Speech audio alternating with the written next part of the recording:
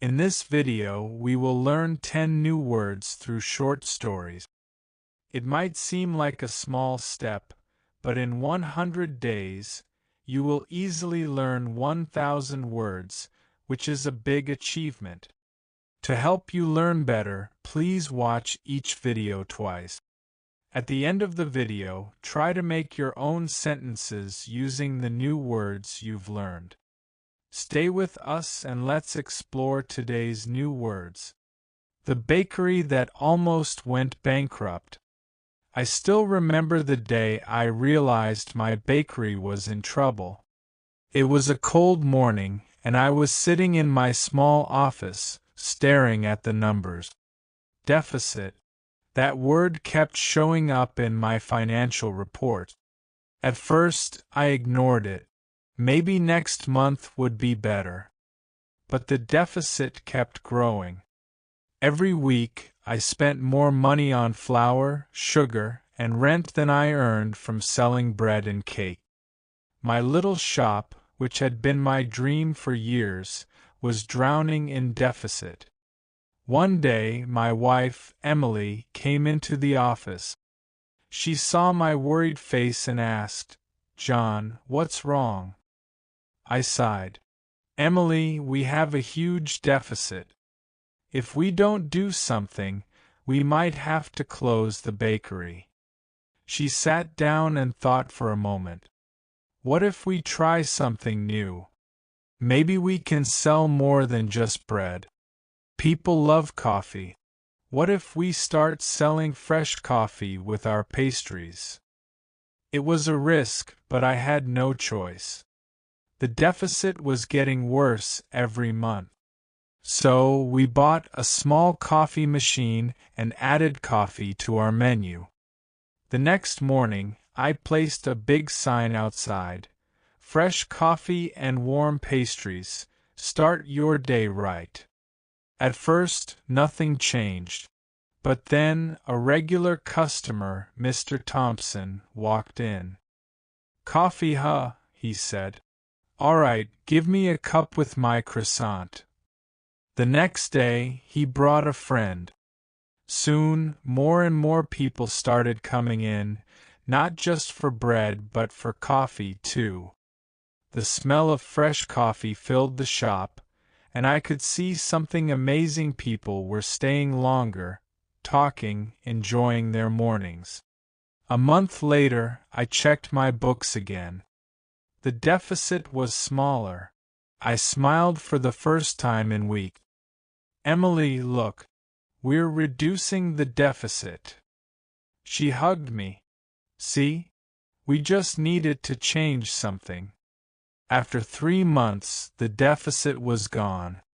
Instead of losing money, we were making a profit. The bakery that almost closed was now full of happy customers. That day, I learned something important. A deficit is not the end, it's a sign that something needs to change. Too many apples, not enough customers.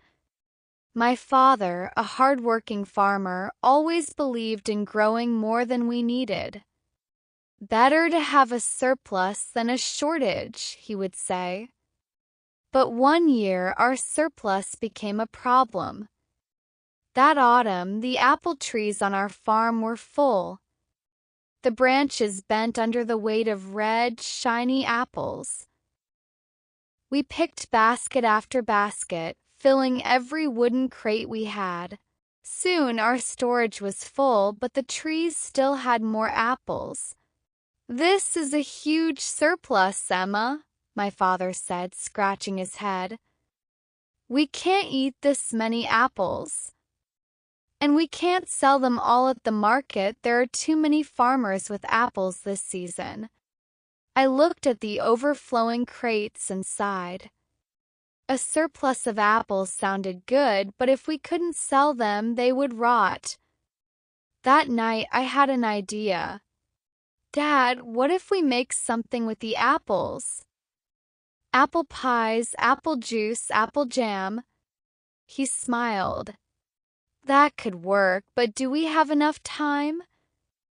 We have a surplus of apples and a surplus of time, too, I said. The next morning we got to work. I baked pies, my mother made jam, and my father pressed fresh apple juice. Soon the kitchen smelled like cinnamon and sugar. We took everything to the market. Instead of selling plain apples, we sold warm apple pies, sweet apple jam, and fresh apple juice. First, people just walked by. Then a woman stopped. Apple pie? I'll take one. Then another customer. And another. Soon a line formed. By the end of the day, we had sold everything. My father laughed. Looks like our surplus turned into profit. That year, I learned an important lesson. A surplus isn't always a problem, it's an opportunity. The day our farm lost its subsidy. 4 years, our family farm survived because of one thing: the government subsidy. Every season, we planted wheat, and every season, the government helped us with a subsidy to cover costs. Without that subsidy, we couldn't afford new seeds, fertilizers, or even repairs for our tractor. One morning, I sat at the kitchen table, reading a letter with shaking hand. My wife, Sarah, walked in. "David, what's wrong?" I swallowed hard. "The subsidy is gone." She froze. "What do you mean?" I handed her the letter. "The government has stopped the subsidy for small wheat farmers. No more help. No more money. We had always relied on that subsidy. Without it, how could we keep the farm running?" "We'll figure something out," Sarah said. But I could see the worry in her eyes. I went to town to speak with other farmers. They all had the same problem. "No subsidy, no farm," one of them said.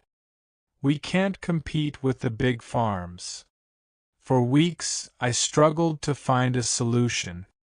We cut costs, worked harder, and planted less. But without the subsidy, it wasn't enough.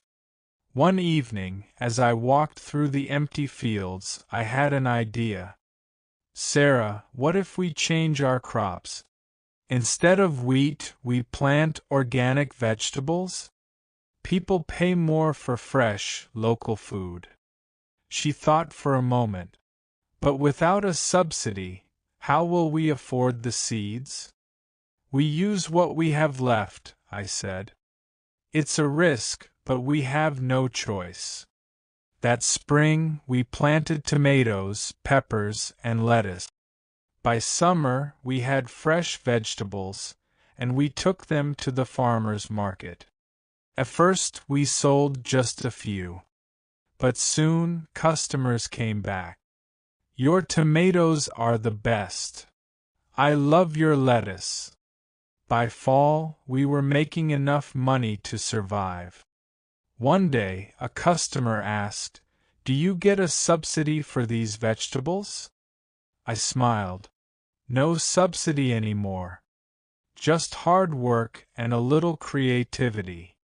Losing the subsidy almost destroyed our farm, but in the end, it helped us find a new way to grow.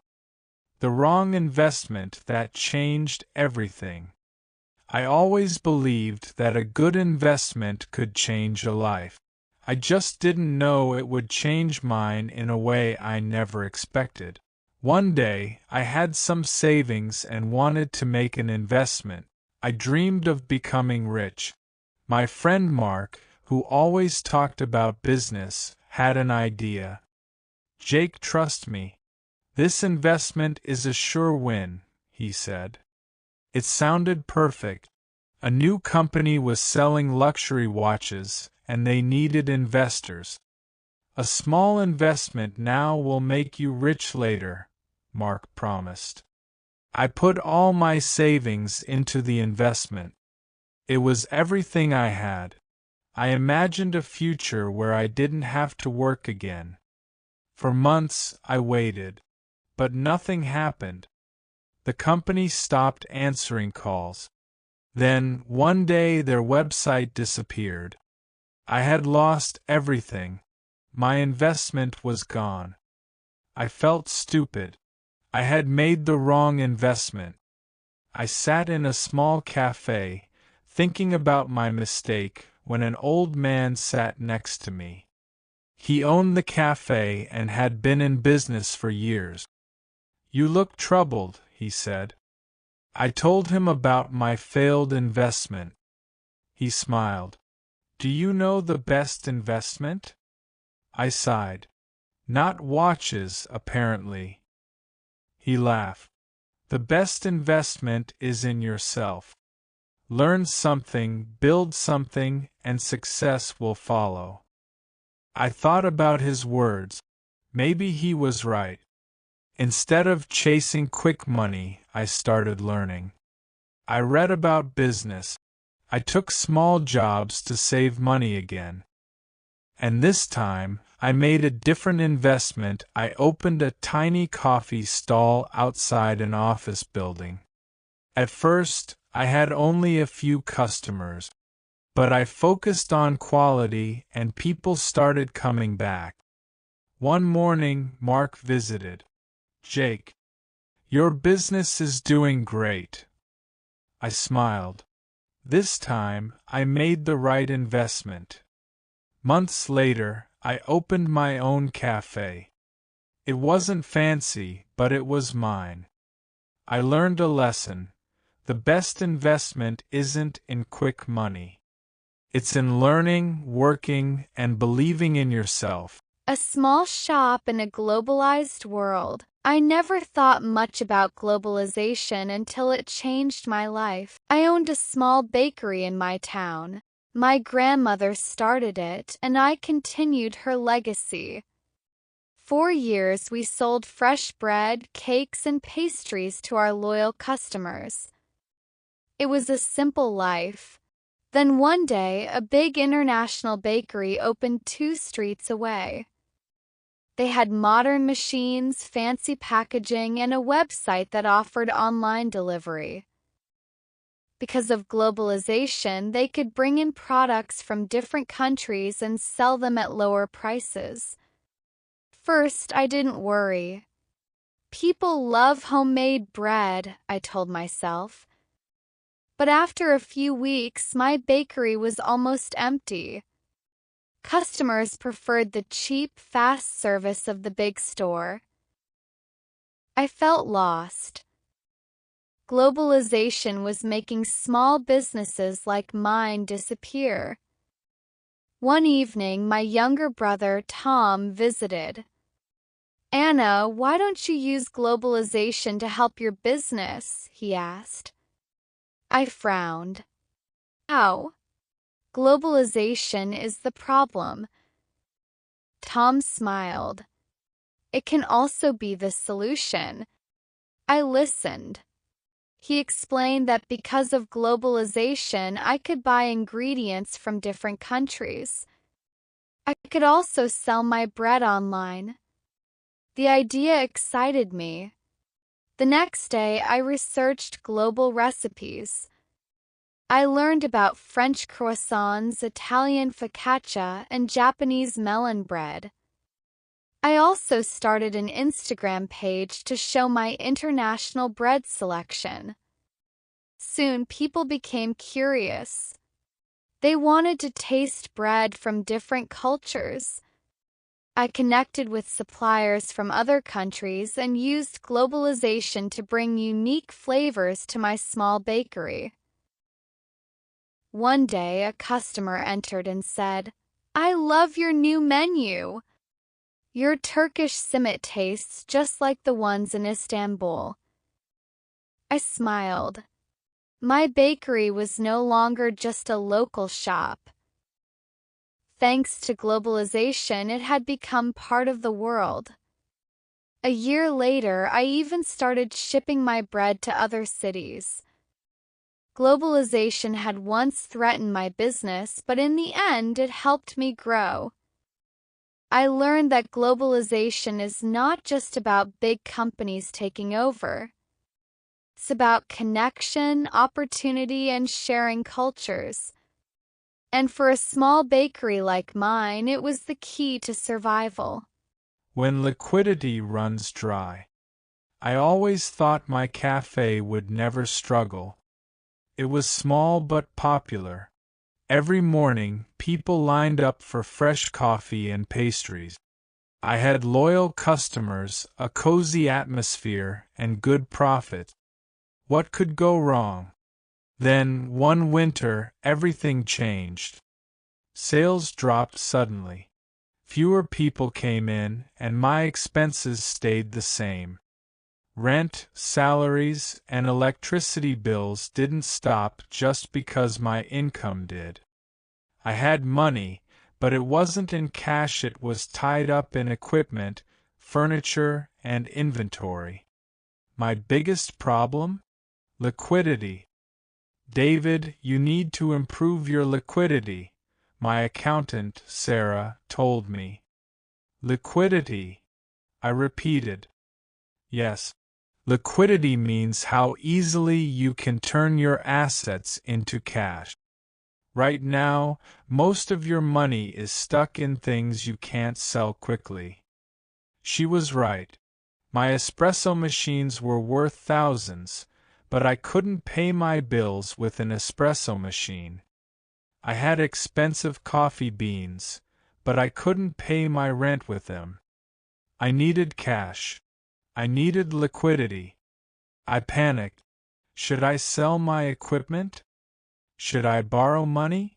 Without liquidity, I couldn't keep my business alive. Then, Sarah gave me a plan. Increase your liquidity by offering quick promotions. Sell extra inventory fast. Cut unnecessary expenses. I followed her advice. I introduced special discounts to bring in customers. I sold extra supplies. I even talked to my landlord and asked for a small delay in rent. Slowly, I saw a change. More cash came in and my liquidity improved. I learned that profit is important, but without liquidity, a business can collapse. After a few months, things stabilized. The cafe survived. I promised myself that I would never ignore liquidity again. Now, whenever I check my finances, I don't just look at profit. I check my liquidity first. Because in business, cash flow is king. The cost of living keeps rising. I remember when I first noticed the change. It was a regular Tuesday. I went to the grocery store to buy my usual items: bread, milk, and eggs. But when I reached the checkout, the total was much higher than I expected. Why is everything so expensive now? I asked myself. At first, I thought it was just a mistake. But soon, I noticed the same thing happening everywhere. Gas prices were higher, my rent went up, even the price of coffee at my favorite cafe was different. That's when I heard people talking about inflation. It's a word I'd heard before, but I didn't really understand it. So, I decided to find out. My friend John, who works in finance, explained it to me. Inflation is when the general price of things goes up over time. So, your money doesn't buy as much as it used to. That made sense. But why was it happening now?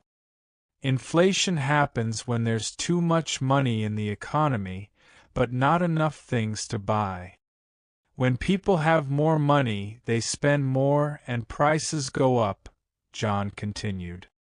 I started to notice how much inflation was affecting my life.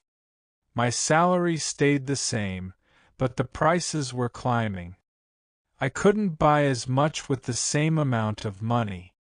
One day, I went to the bank to withdraw cash. The teller handed me a small amount, and I thought, I can't even take out enough to buy a simple dinner. That's when I realized how inflation was slowly changing everything. I had to adjust my budget.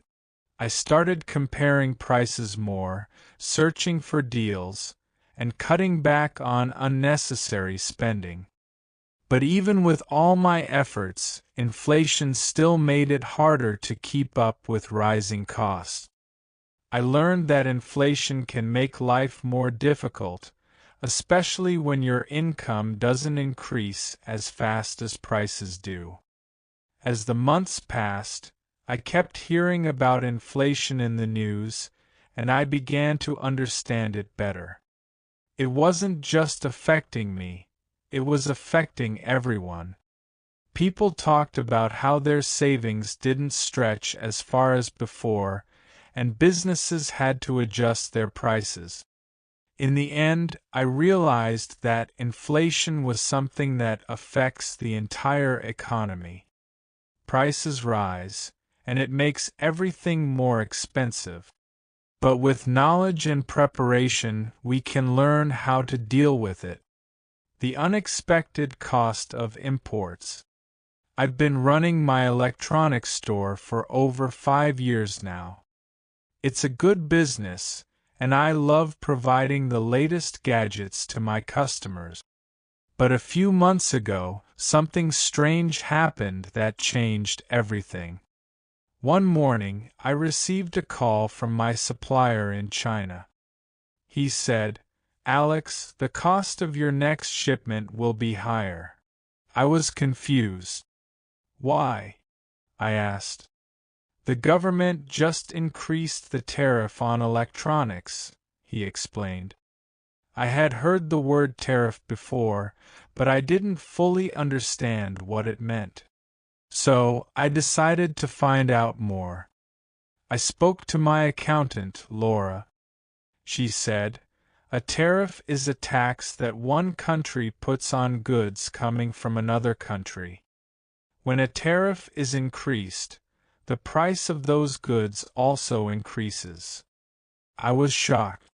This meant that the electronics I sold would now cost more for me to buy, and I would have to raise my prices to keep making a profit. But I knew this could hurt my business. My customers might not want to pay higher prices. Tariffs are a way for governments to protect local industries, Laura explained.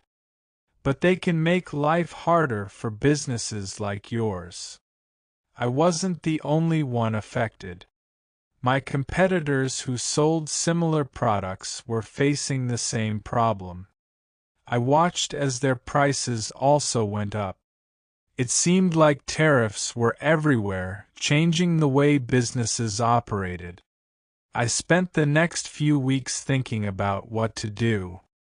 Should I lower the quality of the products I sold to keep prices down? Or should I raise prices and risk losing customers? In the end, I chose a middle ground. I raised my prices a little, but I also added value by offering better customer service and more warranty options.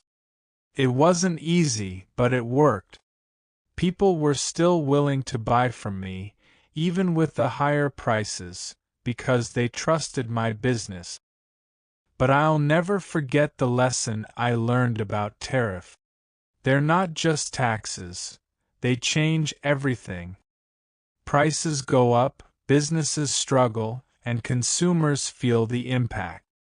Now, I'm always paying attention to any news about tariffs, because I know that any sudden change can affect my store. The day my money lost its value. My name is David, and I work at a small cafe. Life had been simple, and I was happy with my daily routine. But one morning, everything changed. I woke up to a news alert on my phone. The government has announced a devaluation of the national currency. I had heard the word devaluation before, but I wasn't sure what it really meant.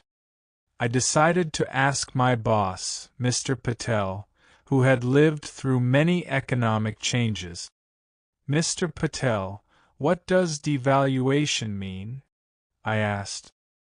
He looked at me and said, "It means that the government has decided to lower the value of our currency. When a currency is devalued, it's worth less compared to other currencies. That means the money we earn today can't buy as much as it could yesterday." I was confused. But how does this affect me? Well, Mr. Patel continued, if the currency is devalued, things will become more expensive. For example, if we import food from other countries, we'll have to pay more for it. And when we pay our suppliers, it costs more because our money is now weaker. I thought about it for a while. My paycheck, which seemed okay just yesterday, now felt smaller. If prices were going up because of devaluation, how would I afford the same things I bought before? Later that week, I went to the grocery store. I had noticed that the prices were higher than usual. I asked the cashier, "Why is everything so expensive?" She sighed and said, "It's because of the devaluation. Imported goods like fruit and vegetables from other countries are now more expensive. Everything is affected." I felt a little scared. The devaluation was making everything harder. My savings, which I thought would last me for months, now seemed smaller and smaller each day. As the days passed, I realized that I wasn't the only one feeling the effect. My friends, family, and even the customers at the cafe were talking about it. Everyone was trying to adjust to the new prices. Some of them stopped buying certain things. Others tried to save more money. I understood now.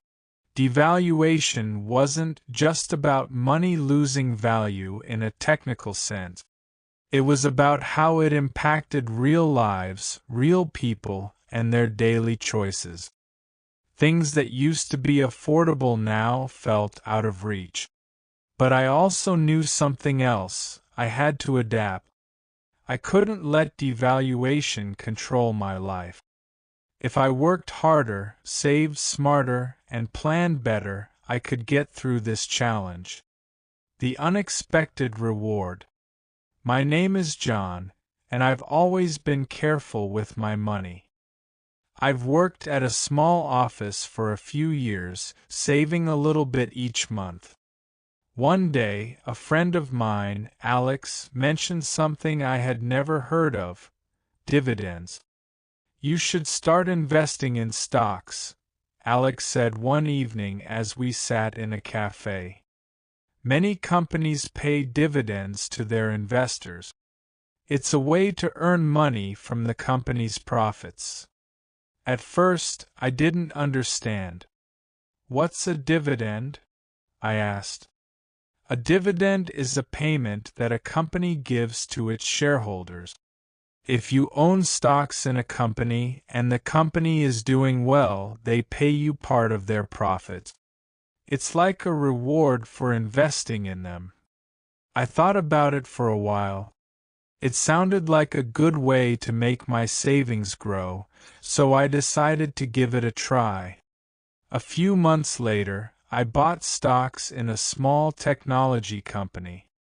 I didn't know much about the stock market, but Alex told me that this company had a history of paying good dividends. I decided to wait and see what happened. One morning, I received a letter in the mail. It was from the company I had invested in. I opened it, and inside was a check for a dividend. I couldn't believe it. The company was paying me for owning their stock. It wasn't a huge amount of money, but it felt like a reward for being patient. The next few months, I received more dividend. I used that money to invest in more stocks. Each time, the dividends seemed to grow a little bit. One day, I looked at the total amount of dividends I had received over the year. It wasn't just a small extra income, it had become a significant part of my savings. I realized that these payments weren't just a bonus, they were helping me build my financial future. By the end of the year, my investment had paid off much more than I had expected.